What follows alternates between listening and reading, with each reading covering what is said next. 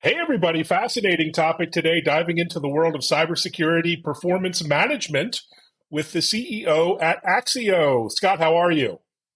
Good, Evan. I really appreciate you having me. Thanks for the opportunity. Well, thanks for being here. Really intrigued by the amazing work you and the team are doing.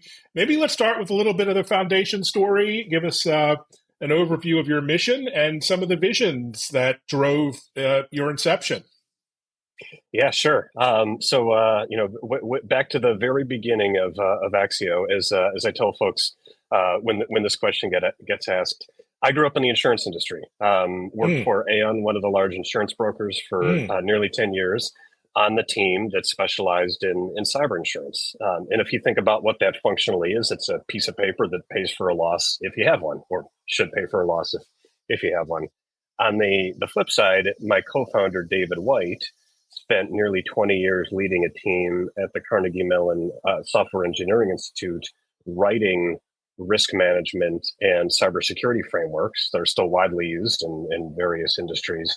And if you think about what that is functionally, it's a technically centric playbook for a CISO that guides a security leader on where to focus, how to build and evolve a cybersecurity program from more of a technical standpoint. We effectively met in the middle. And the first time we met many years ago in New York, we talked about how security leaders and risk leaders or insurance folks interact, and the answer was, well, they really don't, because you're talking about kind of oil and water, or fire and ice. And the story that I continue to tell, centers on the notional end of budget cycle meeting in the fall, where the CFO is down to the last allotment of money that can be spent. And on one side of the table is the risk manager asking for that money to buy, call it more cyber insurance coverage from me and my old mm, job. And on the other side of the table, the CISO is asking for that last allotment of money to buy, you name it, a firewall or PAM appliance or something like that, because Dave's C2M2 methodology told him or her that's the next best thing that you can do, mm, leaving the CFO in a conundrum and looking at both of the folks and saying, well, geez, security leader's doing a great job. Should I give the money to them? Uh, mm, Confident in what the risk manager's doing too. Should I give the money to them? Well, how do you equate, a firewall to an insurance policy in terms of mm. the impact that it's going to have on the organization? So that embodies really the founding challenge, so to speak, and what that really equates to. And fast forward to kind of where we are now and what we're all about, it really equates to the business layer of Mm. cybersecurity. What is the means, the methodology? We're a software platform that enables everything that I talk about, that all of the key folks within an organization can coalesce around, speak the same language, effectively play the team game that needs to be played from a cybersecurity management standpoint. CISOs can have more confidence that they're focused on the right areas, conduct their strategy and build and execute a cybersecurity program in a defensible manner. CFOs can have a lot of confidence that the investments that are being made are investments worth spending on, regardless of what it is. Providing that risk reduction ROI, so to speak, from a quantitative standpoint. CEOs, boards of directors, they can have confidence that the governance and oversight responsibilities are effectively met, and they can understand what cybersecurity means to the organization. And like I had mentioned, back to my roots, risk leaders and insurance purchasers can get better coverage outcomes Mm. as a result of using Axio. So really, at the end of the day, I have a lot of analogies on how I sum things up, but to use kind of the proverbial or cliche, question of, does cybersecurity keep you up at night? We flip that answer to no, it doesn't, and that's not because something can't happen, but it's because what we do and how we do it gives all those people confidence that they're focused on the right areas, they're doing the best they can do, they know what can happen to them, they're prepared to recover, and they're doing it all in a logical and consistent way. So that's a snapshot of Axio. Wow, that is really impressive. And you've been at this for some time. Maybe describe the risk management landscape, how it's changed since you started, and some of the trends, at a high level, this idea of aligning business and security leaders, pretty novel seems even now. But what are you tracking in terms of the big trends out there? Well, the world's only going in one direction, and that is to continually elevate, if it's not at the highest level already, cybersecurity as a core enterprise function. Think about what enterprises, large and small, have to contend with: keeping the books, managing a workforce, selecting and maintaining suppliers, building product, or maintaining service offerings, you name it. Cybersecurity, if it's not there already, and I argue that it is now at that highest level, within the organizational fabric, and really that goes back to the big bet that we made. A couple of the components of that, almost all of which have kind of come true over the last handful of years. And as I think back to kind of the founding bets of Axio, we believe that at some point in time, cybersecurity events would result in shareholder lawsuits and directors and officers being held to task. That's happened. More regulations that'll continue to happen. Regulatory authorities going after, whether it's warranted or not, but going after security leaders and organizational leaders, like criminally, if there's a bad cybersecurity event that looks like it has in some form or fashion nefarious underpinnings. The big one, very much in my opinion, and it again ties so much back to what we do, is the evolution of a discipline from one that was historically thought to be purely technical in nature, and even more so than that, one whereby organizations could always and effectively just build the biggest castle wall, so to speak, and just keep the bad folks out and prevent things from happening, to one where that notion has been squarely invalidated over the last couple of years, and therefore it's not good enough just to continue to build castle walls and dig more moats and that type of stuff. But the problem needs to really be understood and managed as a risk, or more appropriately as a business risk, whereby sure, technology is, meaning cybersecurity technology, is a very meaningful and largely always will be a lion's share, so to speak, of the cybersecurity program. But other things need to be injected and meaningfully part of an overall cybersecurity strategy. And some of the stuff that I've already mentioned, a legal team and a regulatory compliance team that focuses on that aspect of it. Effective supplier selection and monitoring, meaning the cadre of third parties, both thinking about cybersecurity in terms of when they're selected and then managing them as they continue to do stuff for you. Certainly getting the insurance right, workforce training, you name it. A lot of those other things, yes, there's technical elements to it, but a lot of those other things that are just as meaningfully as important in an overall cybersecurity strategy are not just another control or network appliance that you plug in, tweak, and hope that it keeps the bad folks out. So that's, in terms of how everything evolves or has evolved, that's a quick kind of snapshot of stuff. And it's only going to continue to go in that direction versus, backwards from a text the answer. It certainly isn't. Also well said.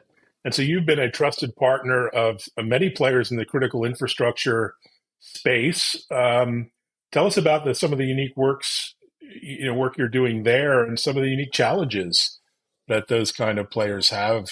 Obvious ones and maybe some non-obvious ones. Sure. Well, I'll give you two flavors, and I appreciate you recognizing that. A lot of that candidly goes back to my co-founder, Dave, who, as I alluded to, is the architect of a variety of critical infrastructure focused cybersecurity frameworks and methodologies, which is why we started to focus there when we launched Axio.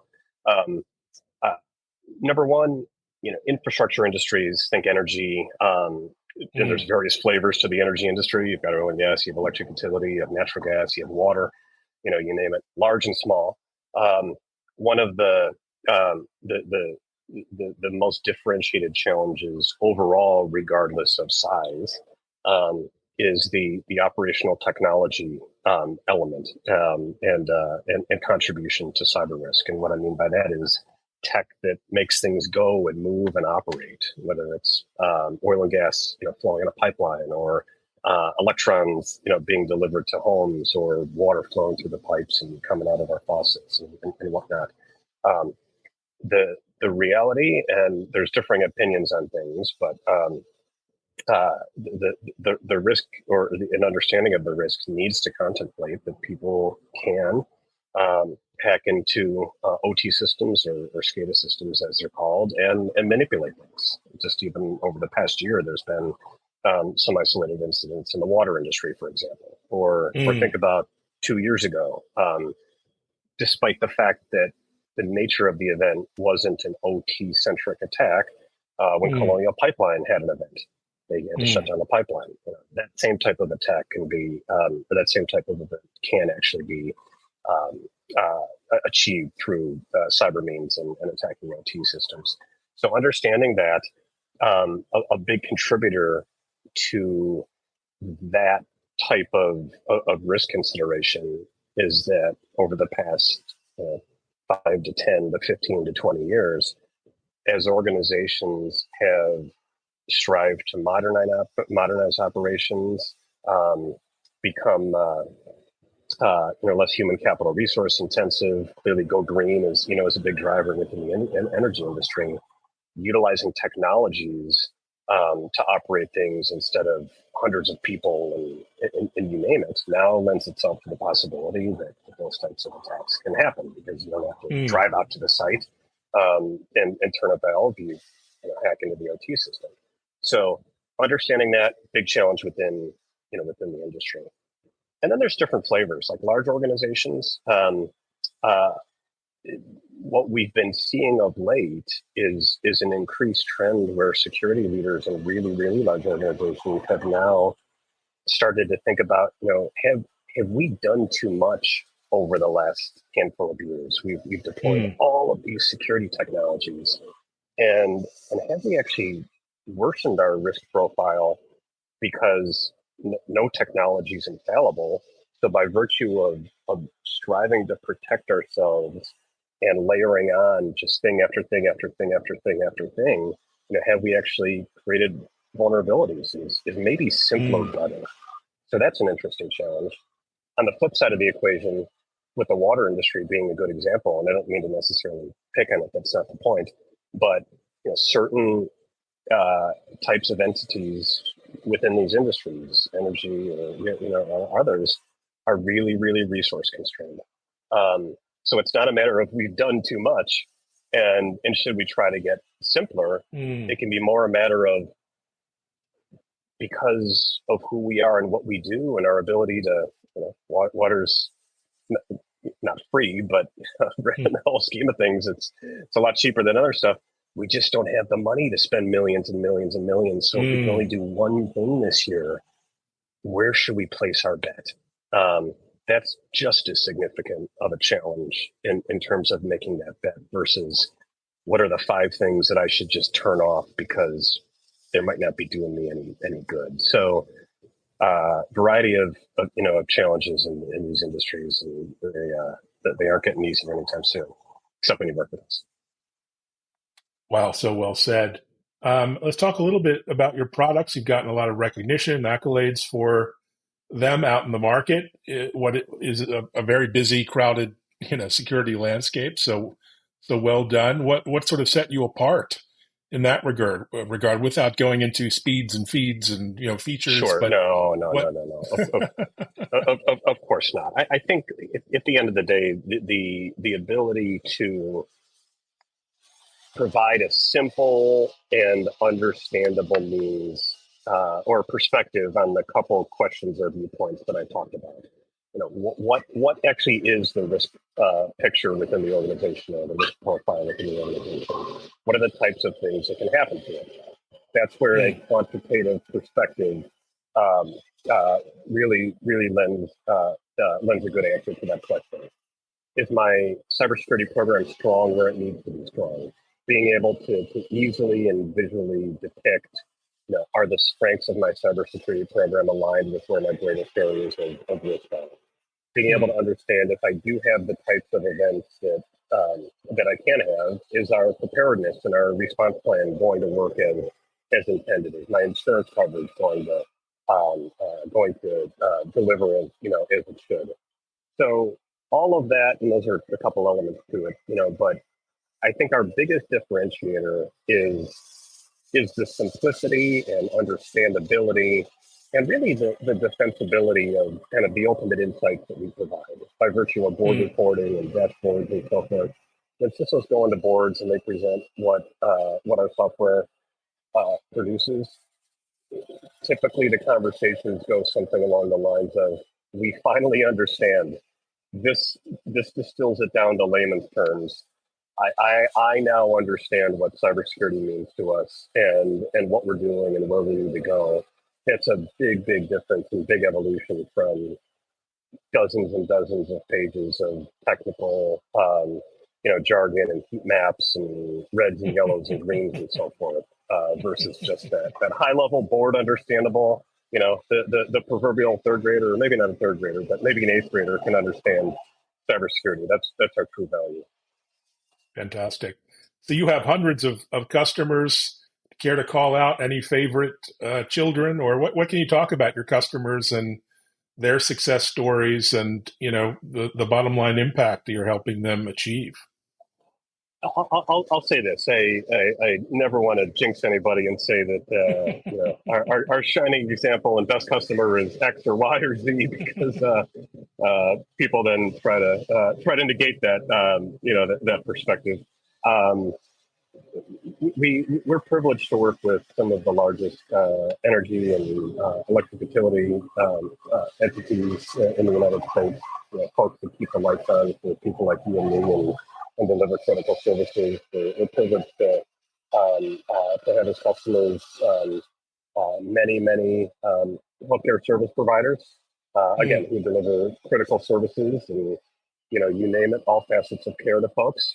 That's another angle to the OT thing that I mentioned before. Hospital equipment and medical equipment can be hacked and Mm. manipulated, and you're putting people's lives at risk potentially. Um, Globally recognized manufacturers, household Mm. name, financial institutions, and and I think the biggest consistent success stories are the ones that I've alluded to. Having a CISO call us after they presented their first Axio generated board report and say, "I finally connected with the board. I got kudos. Like they appreciate me." Being able to elevate and really enable a security leader to claim their seat, so to speak, at the senior exec table. That's really gratifying. That's what it's all about. Certainly, it's data, it's insights, it's outputs, it's reports, it's dashboards on the software. But what I like to talk about a lot is that personal element to things, empowering security leaders, um, giving them that credibility. Candidly, giving them the comfort that they're not going to be the fall guy or the fall gal if something happens when the knives come out and somebody's got to fall on the sword, so to speak, or take the hit. Having a security leader have confidence that if we have an event, we're going to be okay. And if tough questions get asked of me, and I have to validate why I did or didn't do something Mm. 2 years ago, I can go back and point to it and say, "Here's why we made Wow. the decision at the time." That's empowering from a professional standpoint. And to go back to the cybersecurity keep you up at night, cliche statement. No, it doesn't, because I'm doing what I need to be doing. I'm confident in how I'm doing it. I can validate my decisions. And even if we have an event, we're going to be okay. I mean, that's really what it's all about. And that's when we hear that individually, and personally from our customers or constituencies within customers, um, that's what validates the journey, through and through. Wow, that's quite a mic drop moment. So, on that note, thanks so much for joining. I'd like to say it's just going to be a nice, quiet, relaxing summer, but I don't think that's the case. There's a lot going on in the industry. You got Black Hat coming up, and VMware Explore, and so much happening. What are you up to the rest of the summer, beyond? Anything on your agenda worth mentioning, personally, professionally? I will be at Black Hat, and Great. would love to see you or anybody else that happens to be watching and Mm. is interested in what we're talking about. So let me know. And then a couple trips planned for the fall on all fronts. Security focused events, insurance focused events. So despite me being in the midst of a little family vacation, things will start to pick up in a couple weeks and start the sprint to the end of 2024. It's a sprint. Well, thanks so much, Scott, for joining. Amazing work you're doing at Axio. Congratulations on all of the success. Onwards and upwards. Thank you, Evan. Again, honored to be here, privileged to have an opportunity to talk to you, and I hope we can do it again. Likewise.